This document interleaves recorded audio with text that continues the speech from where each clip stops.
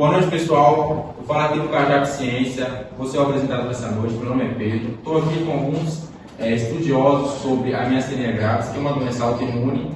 Então vamos começar as entrevistas de hoje. Vamos começar com o que é uma doença autoimune.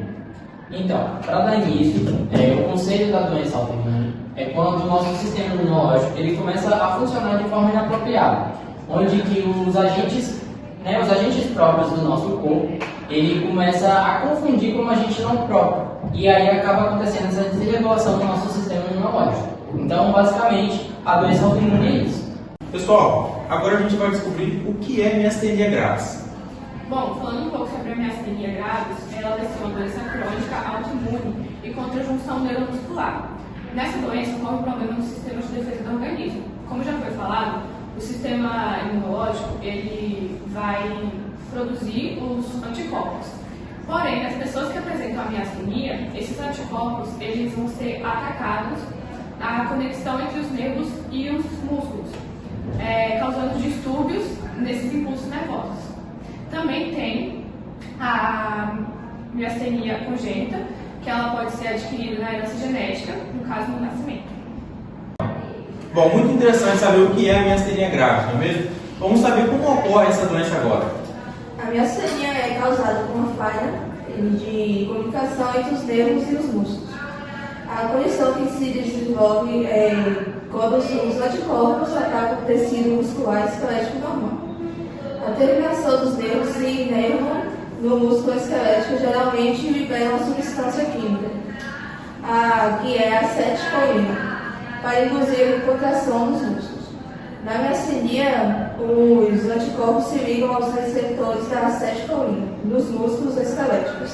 Assim como a acetilcolina é liberada a partir do nervo, ela tem que induzir, tentando fazer uma contração do músculo, só que ela acaba não conseguindo e se ligar aos receptores, resultando em fraqueza e fadiga muscular.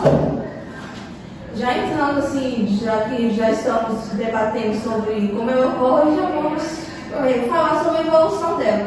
Sim. Que no início da doença, os sintomas costumam ser transitórios, conseguindo fazer o paciente ficar horas, dias ou até mesmo semanas assintomático. No entanto, ao passar dos meses, a manifestação podem acabar piorando. E cerca de 80% dos pacientes atingem o pico da doença dentro de 3 anos. E a evolução da miastenia gravis pode ser dividida em 3 fases. Que nos primeiros 3 a 5 anos, essa doença pode acabar tendo uma fase ativa de flutuações e agravamentos progressivos dos sintomas. Que a maioria das crises das miastênicas pode ocorrer, essa parte entre desses 3 a 5 anos pode ocorrer as mais possíveis mortes. E já na segunda fase, ela pode acabar se estabilizando e o paciente pode manter os sintomas, só que eles não vão se agravar. E já na terceira fase, pode ocorrer uma remissão total da doença, fazendo que o paciente pode ficar livre dela, né? Não que seria uma cura, mas ele pode viver bem se dar o tratamento Com o tratamento ele pode ter uma vida normal. Ele pode ter uma vida normal sem precisar tomar os remédios e não se submeter a uma cirurgia. Falar agora, sobre o diagnóstico dela. Sim, porque o diagnóstico ele pode ser feito de algumas maneiras, como ter um exame de sangue, que os médicos vão testar a resposta dos anticorpos com a acetilcolina, porque ela está presente em 85% dos pacientes que apresentam a forma generalizada da doença. Então, se essa substância ela reagir, significa que o diagnóstico é positivo.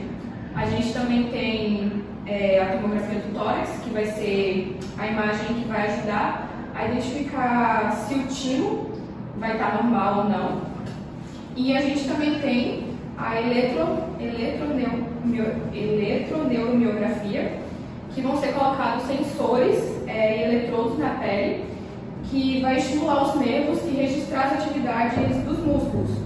E o estímulo repetitivo vai determinar se existe uma fadiga e vai avaliar essa avaliação vai revelar a sensibilidade da fibra do músculo. E esses exames são úteis para confirmar a miastenia também, quando são graves, casos mais graves, quando não conseguem pelo exame de sangue. Bem, como acabamos de falar que Beatriz acabou de falar sobre o diagnóstico, né? É uma doença difícil de se diagnosticar porque é uma doença que se compara com algumas outras doenças, né? Por conta dos seus sintomas. E ela já foi falado também que ela ocorre na junção entre o nervo e o músculo. Então, alguns sintomas comuns na miastenia graves é a disfagia, que é a dificuldade para engolir, dispneia, disfonia, que é a voz anasalada, mitose palpebral, que é a pálpebra caída, né? A diplopia, que é a visão dupla, e também a fadiga excessiva, que é o mais comum, né? Uma fadiga excessiva por conta que ela atinge, né, esses neurotransmissores aí, na questão dos receptores. E outro sintoma comum é a incapacidade de controlar o tônus muscular, né? A pessoa perde o controle ali das fibras musculares do corpo. Essa fadiga excessiva é confundida às vezes com preguiça, né? Que o trabalhador trabalha com preguiça, né? Sim, até rola um certo preconceito referente a isso com as pessoas que contêm a doença por conta dessa questão da fadiga excessiva, que é um sintoma bem comum. Mas, além disso, tem os tratamentos, né, dessa doença, que é importante da gente salientar também, que o Heitor vai falar que tem mais propriedade. Então, assim, para você prevenir, você tratar essa doença, obviamente, como já foi dito, ela é nova, ela é rara, na verdade, então, assim, tem uma limitação aí. Né? Exatamente. Ela não tem cura. Exato. Então, assim, o que você pode fazer para prevenir, para não ficar tão grave, é o quê? Você tem uma alimentação rica em cálcio, em proteína, em gordura boa, você fazer também exercícios, mesmo que seja em alta ou baixa, ou até média, assim, intensidade, é legal, você está movimentando o seu músculo, você está exercitando, está com a alimentação boa. A situação da água, né? Você tomar água adequada, não pouco e também não muito, mas uma quantidade legal ali também ajuda o músculo, né? A ter as suas funções direitinho e tudo mais, não prejudicar. E assim, é um ponto também interessante citar as pessoas que têm os riscos de ter essa doença. Os dados, né, que são apontados para a gente com as pesquisas que foram feitas é que em mulheres de 20 a 40 anos, mulheres, né, nessa faixa etária pode desenvolver, e de homens de 50 a 80. Mas, obviamente, como tudo, não pode ser pessoas antes, Probabilidade. tem uma probabilidade de ter pessoas, né, com uma idade menor, uma idade maior, dessa porcentagem, né, exatamente. Então, assim, não quer dizer que só vai ter entre 20, 40, 50 e 80, mas normalmente acontece nessa faixa etária, exatamente. A miastenia graves, ela não é uma doença curável atualmente. Por causa disso, existem poucos tratamentos qualificados para isso. A principal deles é a ingestão de medicamentos, que vão melhorar a condução do tecido neuromuscular. Uma alternativa que pode ser usada são medicamentos que vão inibir ou diminuir a produção dos anticorpos que podem estar acabando afetando, danificando esse tecido. Por conta disso, existe uma possibilidade de ocorrer a cirurgia. A cirurgia ela é feita para quando existe evidências da timoma. Após descoberto e tratado, existe o pós-operatório, que é o momento lá que a pessoa está começando a se recuperar. São 4 principais tópicos que esse pós-operatório abrange, que é a ventilação.